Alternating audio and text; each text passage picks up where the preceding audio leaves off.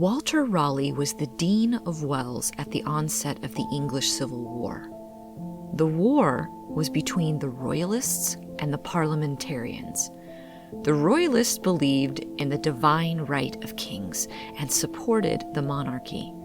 The Parliamentarians wanted to have a government where Parliament was in control of running the country instead of a king with no checks and balances. Walter was a staunch Royalist.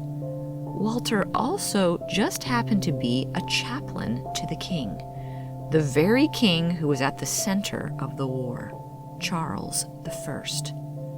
During the fighting, a significant amount of damage was done to Wells Cathedral.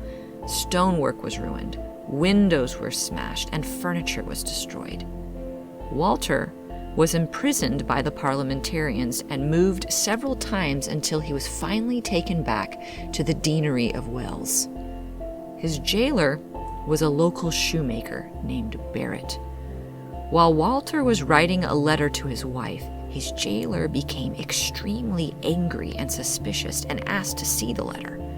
Walter refused and told Barrett that unless he had an order to do so, there was no way he was handing the letter over. The jailer ripped the letter out of Walter's hand, pulled out his sword, and plunged it into Walter's stomach through to his backbone. Walter didn't immediately die, but ultimately succumbed 6 weeks later to the wounds inflicted by his jailer and was buried in an unmarked grave before his stall in the choir of the cathedral. Walter's wife tried to take Barrett to trial 2 different times and was unable to get any justice. The 3rd time he was brought to trial, Walter's wife fell violently ill and was unable to attend. Barrett was acquitted. The court ruled so much in Barrett's favor that the court put a warrant for Walter's son's arrest because he had tried to prosecute Barrett.